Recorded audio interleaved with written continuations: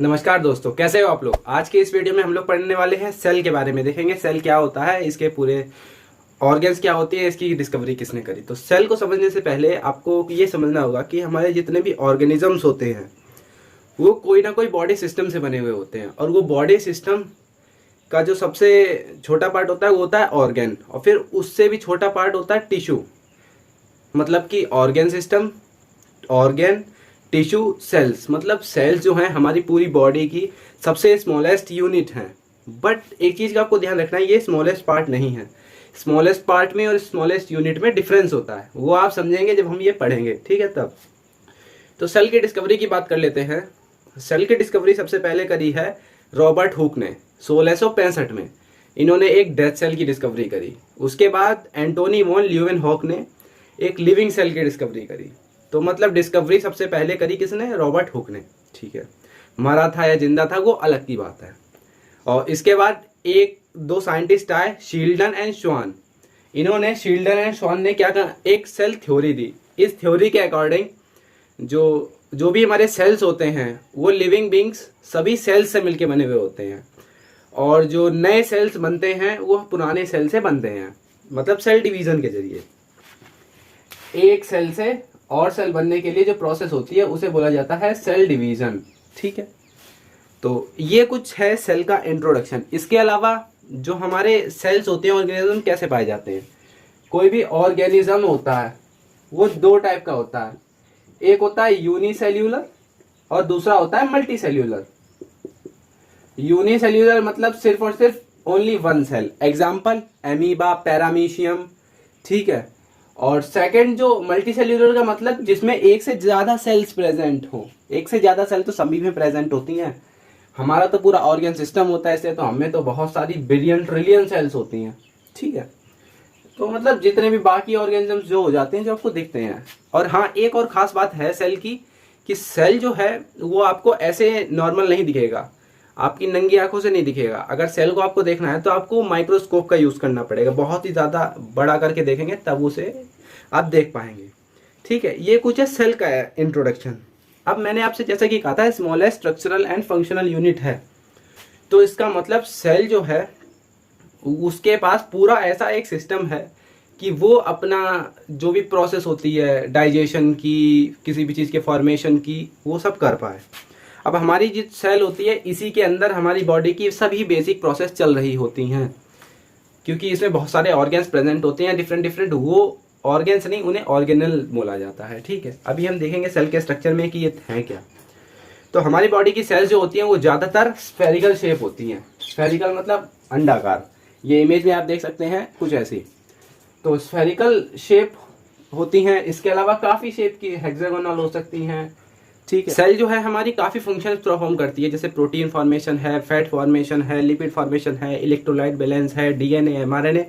जो आपका genetic material होता है उसका फॉर्मेशन सेल्स में ही होता है। तो सेल के बेसिक 3 पार्ट्स होते हैं, मैं यहां पे लिखता हूं। पहला होता है प्लाज्मा मेम्ब्रेन, ये एक ही वर्ड है दोनों। सेकंड होता है न्यूक्लियस। थर्ड होता है साइटोप्लाज्म। प्लाज्मा मेम्ब्रेन क्या होता है? सेल का एक आउटर एक कवरिंग होती है, जो कि ट्रांसपेरेंट आउटर कवरिंग होती है, जिसे हम बोलते हैं प्लाज्मा मेम्ब्रेन। तो मैं यहाँ पे आपको एक बना के दिखाता हूँ प्लाज्मा मेम्ब्रेन।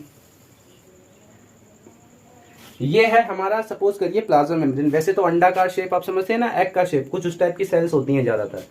तो उसी की बाहर वाली कवरिंग ये प्लाज्मा मेम्ब्रेन होती है। ये है प्लाज्मा मेम्ब्रेन। अब ये लेयर क्या होती है? ट्रांसपेरेंट, मतलब जेली टाइप स्ट्रक्चर, फॉस्फोलिपिड से बनी हुई होती है। फॉस्फोलिपिड क्या काम करते हैं? एक सेल है, सेल के बाहर का एनवायरनमेंट और अंदर का एनवायरनमेंट डिफरेंट डिफरेंट होगा। तो अंदर के जितने भी हमारा सेल के अंदर कुछ भी प्रेजेंट होगा, बहुत चीजें प्रेजेंट होती हैं, भी हम आगे देखेंगे, तो उन सबको प्रोटेक्ट करती है बाहर के एनवायरनमेंट से। फंक्शन नंबर 1 हो गया।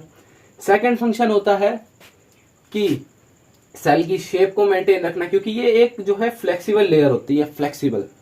और थर्ड फंक्शन होता है कि इसमें बहुत जगह पे कुछ प्रोटीन्स होते हैं, कैरियर प्रोटीन्स ऐसे करके। तो वैसे तो इसमें कुछ भी अंदर बाहर आता जाता नहीं है, मगर कुछ स्पेसिफिक चीजें हैं, सिलेक्टिव चीजें, जो कि इसके आर पार इन स्पेसिफिक कैरियर प्रोटीन्स के जरिए आ सकती हैं। ठीक है, तो ये होता है फंक्शन प्लाज्मा मेम्ब्रेन का। तो प्लाज्मा मेम्ब्रेन आप समझ गए हैं ना क्या है, कि प्रोटेक्ट करना, शेप बनाए रखना, कुछ चीजों को अंदर बाहर करना। ठीक, सेकंड हम देखते हैं न्यूक्लियस। न्यूक्लियस क्या होता है? न्यूक्लियस ज्यादातर सेल्स के सेंटर में एक ऐसा प्रेजेंट होता है, सर्कल टाइप स्ट्रक्चर होता है न्यूक्लियस का ज्यादातर सेल्स में, और ये बहुत ही ज्यादा डेंस होता है। ठीक है, ऐसे करके ये है आपका सेंटर में न्यूक्लियस। अब न्यूक्लियस के बारे में आपने अगर नहीं सुना है तो मैं आपको बता देता हूं।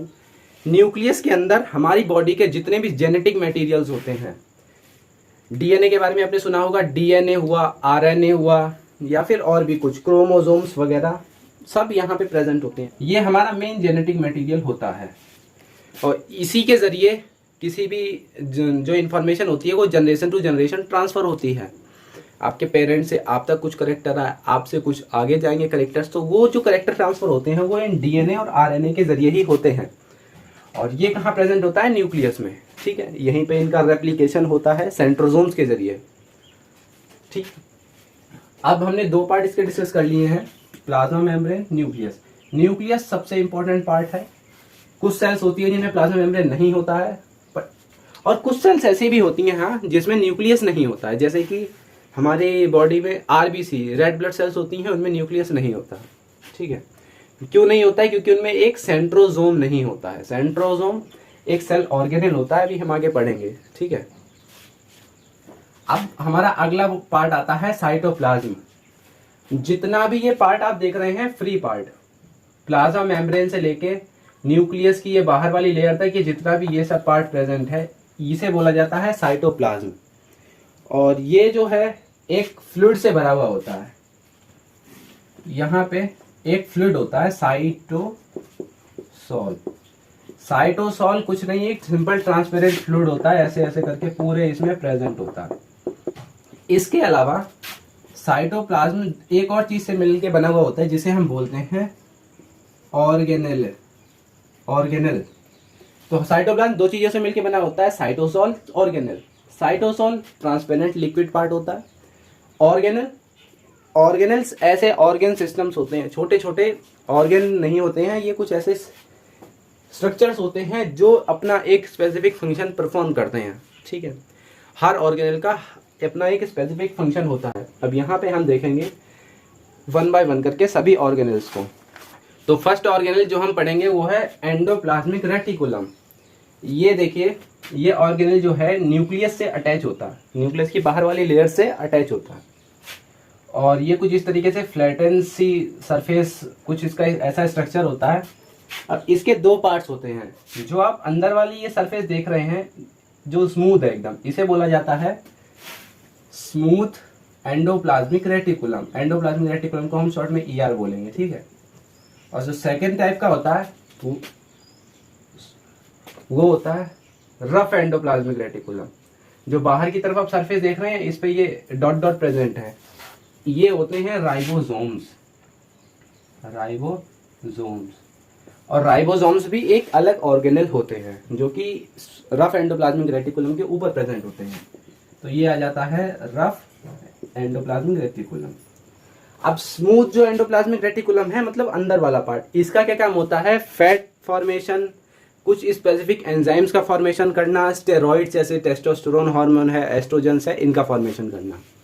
और इसके अलावा एक क्या काम होता है, जो स्मूथ एंडोप्लाज्मिक रेटिकुलम एक एंजाइम रिलीज करता है हमारे लीवर में, जो कि होता है smooth ER endoplasmic reticulum enzyme. ये एंजाइम हम ग्लूकोज लेते हैं उसको हमारे ब्लड तक एकदम फ्री डिटॉक्सीफाई करके पहुंचाना, और जो भी मटेरियल्स होते हैं हमारी बॉडी में, जैसे अल्कोहल है, पेस्टिसाइड्स है, या और कोई भी टॉक्सिक मतलब जहरीला पदार्थ है, उसकी टॉक्सिसिटी को रिड्यूस करना इस एंजाइम का काम होता है। ठीक, ये कहाँ से आ रहा है? स्मूथ एंडोप्लाज्मिक रेटिकुलम से। रफ एंडोप्लाज्मिक रेटिकुलम का मेन काम क्या होता है, मैंने जैसा कि आपको बताया कि ये राइबोसोम्स प्रेजेंट होते हैं रफ एंडोप्लाज्मिक रेटिकुलम में, और रफ ये क्या काम करते हैं, प्रोटीन फॉर्मेशन करते हैं, प्रोटीन फॉर्मेशन, ठीक है। अब क्योंकि ये राइबोसोम्स जो हैं वो डिफरेंट ऑर्गेनल हैं, तो हम इनको अलग पढ़ते हैं। तो बढ़ते हैं सेकंड ऑर्गेनल की तरफ, जो कि है राइबोसोम्स। राइबोसोम्स क्या काम करते हैं, जैसा कि मैंने आपको बताया था, न्यूक्लियस से कुछ डीएनए आरएनए होता है न्यूक्लियस में, तो डीएनए आरएनए में कन्वर्ट होता है न्यूक्लियस के अंदर, और जो आरएनए जो है वो इस एंडोप्लाज्मिक रेटिकुलम के जरिए इन राइबोसोम्स तक आ जाता है, और फिर ये राइबोसोम्स क्या करते हैं, आपस में मिलके इस आरएनए जो आया है उसे कन्वर्ट कर देते हैं प्रोटीन्स में, और प्रोटीन्स जो ये प्रोसेस होती है इसे बोला जाता है translation, process of formation of protein called translation. और ये जो राइबोसोम्स होते हैं ये छोटे बस डॉटेड स्ट्रक्चर्स होते हैं, ठीक है। बढ़ते हैं नेक्स्ट ऑर्गेनल की तरफ। अगला जो है ऑर्गेनल ये है हमारा गोल्जी कॉम्प्लेक्स। गोल्जी कॉम्प्लेक्स के बारे में आपको एक बात ध्यान रखनी है, ये अटैच होते हैं एंडोप्लाज्मिक रेटिकुलम से, ठीक है। ये कुछ इस तरीके से इनका शेप होता है, इनका शेप जो है जैसे ये जो है एंडोप्लाज्मिक रेटिकुलम अंदर के लिए मुड़े हुए हैं, मतलब ये कॉनकेव जो शेप है इसकी अंदर के लिए है, बट इसकी जो कॉनकेव शेप होगी ये बाहर के लिए होगी, कुछ इस तरीके से ऐसे,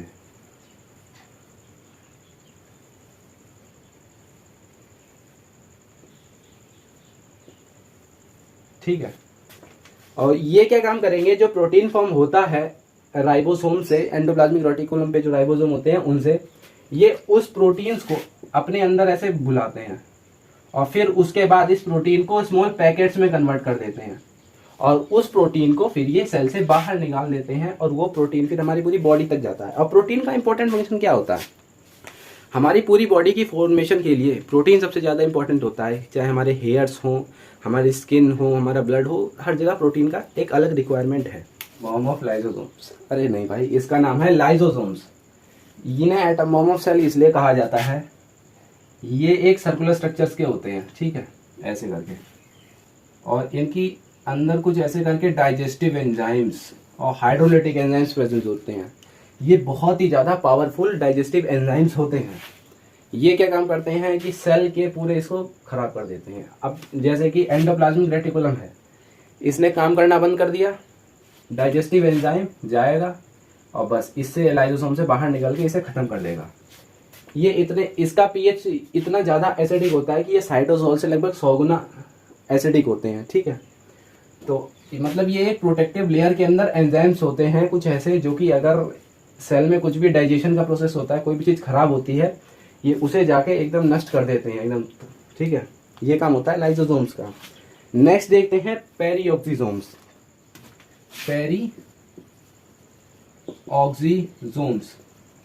पेरीऑक्सीसोम्स जो हैं ये कुछ एंजाइम्स, ये भी सिंपल इसी की तरह होती है लाइसोसोम्स की तरह, जिनके अंदर कुछ एंजाइम्स होते हैं। ये कौन से एंजाइम कंसिस्ट करते हैं, ये होते हैं ऑक्सीडेटिव एंजाइम्स। ऑक्सीडेटिव एंजाइम्स का मतलब ये होता है कि या तो ऑक्सीडेशन आप जानते ही हैं, या तो हाइड्रोजन को रिमूव करना या ऑक्सीजन को ऐड करना। तो हाइड्रोजन जो होता है वो काफ़ी एसिडिक होता है, जो भी हमारे किसी मटेरियल में अगर हाइड्रोजन आयंस आ जाएं तो वो चीज़ एसिडिक हो जाती है। तो उसी को बचाने के लिए ये ऑक्सीडेटिव एंजाइम्स का यूज़ होता है। कोई भी अगर मतलब टॉक्सिक सब्सटेंस है, जैसे H2O2, हाइड्रोजन पर ऑक्साइड आएगा, तो ये काम करेगा, हाइड्रोजन को यहाँ से हटा देगा, सिर्फ O2 को बचाएगा। तो मतलब ये डिटॉक्सिफिकेशन का काम करता है। नेक्स्ट आता है सेंट्रोसोम। सेंट्रोसोम्स क्या होते हैं, ये कुछ बंडल लाइक स्ट्रक्चर होते हैं, ऐसे करके बंडल लाइक। और ये बंडल लाइक स्ट्रक्चर्स बहुत ही इंपॉर्टेंट फंक्शन परफॉर्म करते हैं। ये फंक्शन परफॉर्म करते हैं सेल डिवीजन का। जो भी हमारी पुरानी सेल से नई सेल बननी है वो बनेगी सेंट्रोसोम्स के जरिए। अगर यहाँ पे सेंट्रोसोम अब्सेंट है तो मतलब सेल डिवीजन नहीं होगा। ऐसा ही होता है हमारे ब्रेन में न्यूरॉन सेल्स में सेंट्रोसोम नहीं होते हैं। इसी वजह से अगर आपने सुना होगा कि अगर ब्रेन में अगर इंजरी हो गई तो वो दोबारा सही नहीं होगी, ठीक है। तो वो होता है सेंट्रोसोम्स की वजह से। तो नेक्स्ट ऑर्गेनल है वो है माइटोकॉन्ड्रिया। माइटोकॉन्ड्रिया को पावर हाउस ऑफ सेल भी कहा जाता है। ऐसा इसलिए कहा जाता है क्योंकि हमारी जो ये सेल्स होती हैं इनमें बहुत सारी प्रोसेस चल रही होती हैं, और सभी प्रोसेस को पूरा करने के लिए कुछ ना कुछ एनर्जी की रिक्वायरमेंट चाहिए ही चाहिए है। तो वो पूरी रिक्वायरमेंट कौन पूरी करता है? माइटोकॉन्ड्रिया। माइटोकॉन्ड्रिया क्या काम करता है? एटीपी का प्रोडक्शन करता है और बाद में ये एटीपी ब्रेक डाउन होके एनर्जी प्रोड्यूस करते हैं। तो मतलब mitochondria power house of cell है। पूरी बॉडी की एनर्जी रिक्वायरमेंट माइटोकॉन्ड्रिया ही पूरी करता है। तो उम्मीद करता हूँ कि आप ये समझ गए होंगे। अगर आपको इससे रिलेटेड कोई डाउट है तो वो मुझे बता दीजिएगा, मैं उसे क्लियर कर दूंगा। कमेंट करके बताइए वीडियो कैसी लगी, या फिर आपका कोई क्वेश्चन है तो वो भी बताइए। तो मिलते हैं किसी और एक अच्छी सी वीडियो में, तब तक के लिए